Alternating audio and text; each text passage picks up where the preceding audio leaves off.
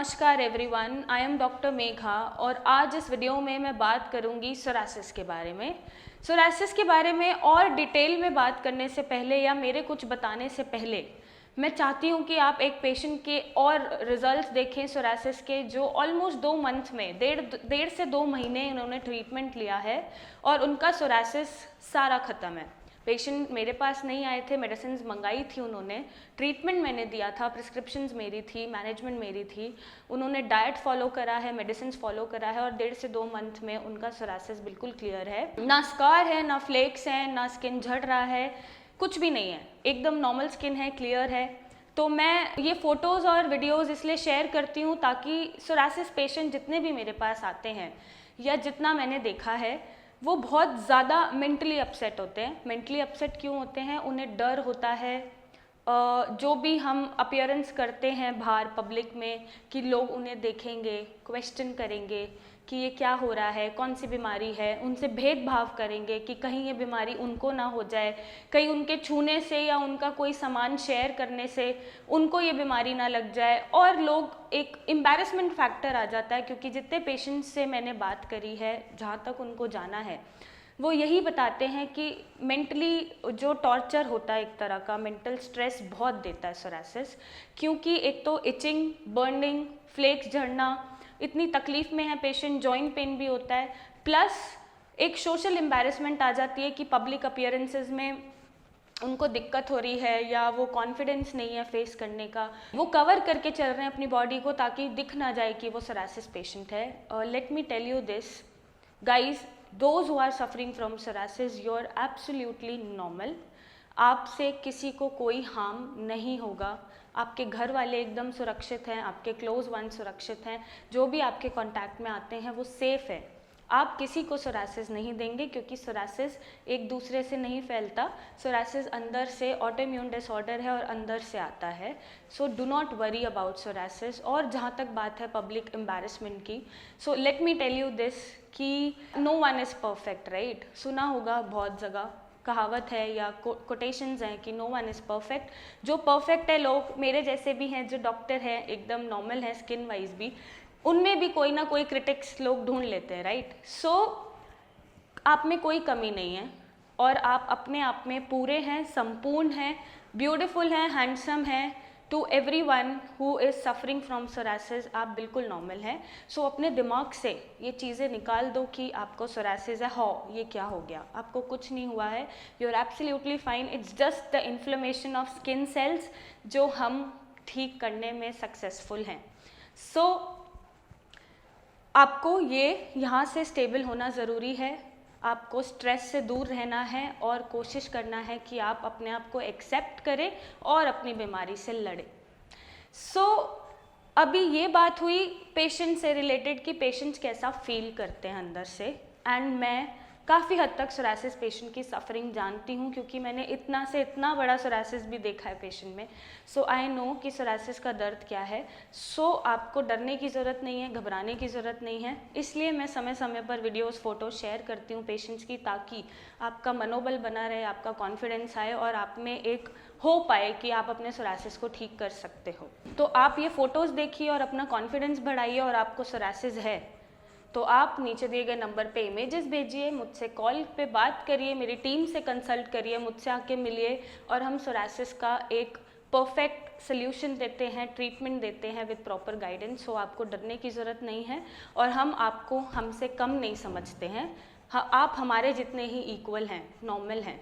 सो आपको ये ठानने की ज़रूरत है कि आपको सोरासिस से कोई खतरा नहीं है और आपको सोरासिस सोच के बैठो कि है ही नहीं, तभी आप उससे लड़ पाओगे और आप नॉर्मल हो। जैसे बाकी सब नॉर्मल हैं, आप भी बिल्कुल नॉर्मल हैं।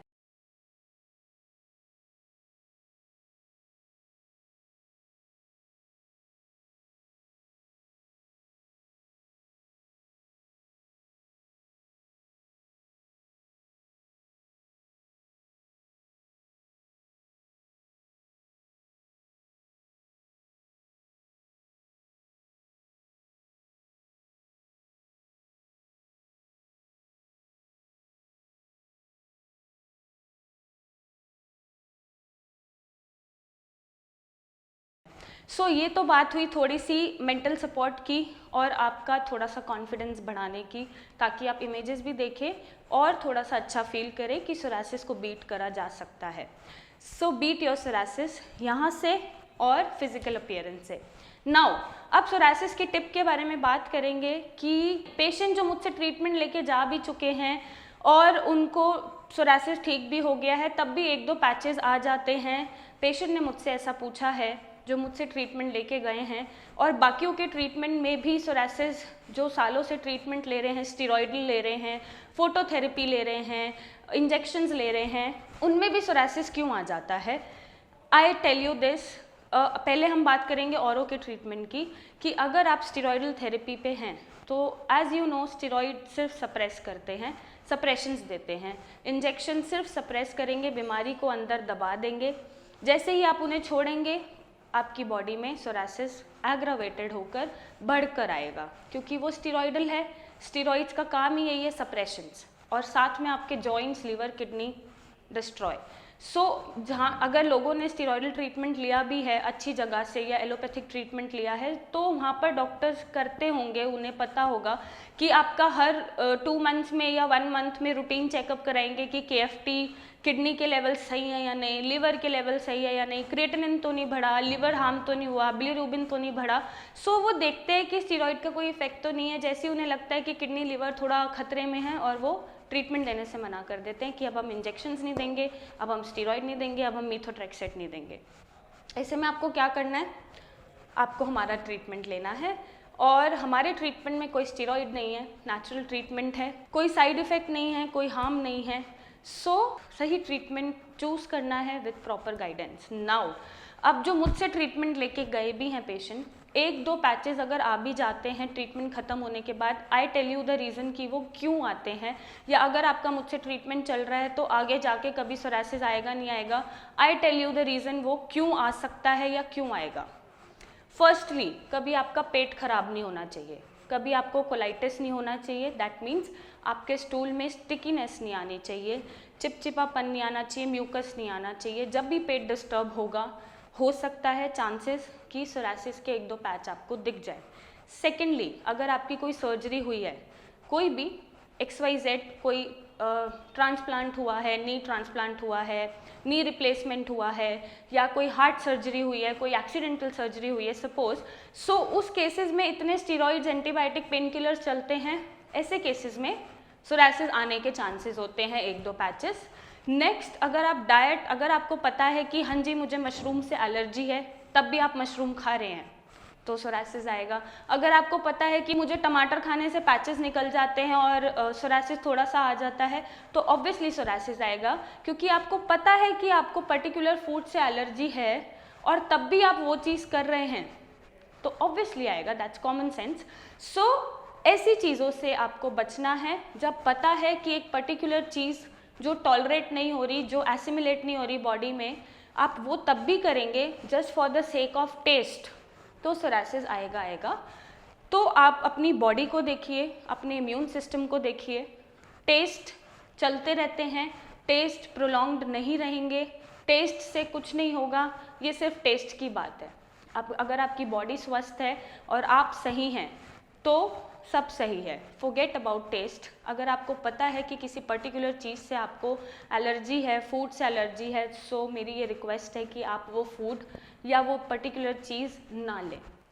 और नेक्स्ट क्या चीज़ है कि आपको स्ट्रेस नहीं लेना कभी लाइफ में, और अभी कभी आप अल्कोहल एडिक्टेड रहे हैं, टोबैको एडिक्टेड रहे हैं, तो ऑब्वियसली अगर आप उसको लाइफस्टाइल में दोबारा ले आते हैं, आप डेली अल्कोहल ले रहे हैं और डेली टोबैको बहुत ज़्यादा ले रहे हैं, तो ऑब्वियसली सोरासिस आएगा, क्योंकि ये फैक्टर्स जो हैं सोरासिस को ट्रिगर करते हैं। आप डेली चिकन मटन खा रहे हैं तो ऑब्वियसली सोरासिस वापस आएगा, क्योंकि ये कुछ फैक्टर्स होते हैं जो सोरासिस को ट्रिगर करते हैं। अब जहाँ पे भी इम्यून सिस्टम आपका कॉम्प्रोमाइज़ करेगा, वो अगेन पहचानना बंद कर देगा कि ये मेरी बॉडी है, इसको बचाना है या अटैक करना है, तो वो अटैक करना शुरू कर देता है और सोरासिस आपका ट्रिगर होकर वापस आ जाता है। सो ये सब चीज़ों से आपको बचना है, अपना लाइफस्टाइल मेंटेन करके रखना है। और मेरे बहुत से ऐसे पेशेंट हैं जिनको सोरासिस वापस नहीं आता। ये कुछ फैक्टर्स हैं जहाँ पर सोरासिस 1-2 पैचेस में दोबारा दिख सकता है, अदरवाइज सोरासिस वापस नहीं आएगा या सोरासिस नहीं मिलेगा। सो आपको केयर करने की ज़रूरत है, अपना ध्यान रखने की ज़रूरत है, अपना लाइफस्टाइल ठीक रखने की ज़रूरत है और एक सही सल्यूशन की ज़रूरत है। अगर आप ये मैनेज करके रखते हैं तो सोरासिस ऑब्वियसली जड़ से ही ख़त्म है और सोरासिस वापस आपको कभी तंग नहीं करेगा। अगर आपको सोरासिस है और मेरी बात कुछ भी समझ आई है तो आई होप आप उसको अपने रूटीन में लाएंगे, अपने लाइफ में लाएंगे और सोरासिस वापस नहीं आने देंगे। बीट सोरासिस और कॉन्फिडेंस लाओ। और सोरासिस अगर आपको है तो हमें नीचे दिए गए नंबर पे फ़ोटोज़ भेजिए, मेरी टीम से कंसल्ट करें, मुझसे आके मिलें और एक सही सल्यूशन पाएँ और इसको हमेशा के लिए बीट करें। Thank you and take care.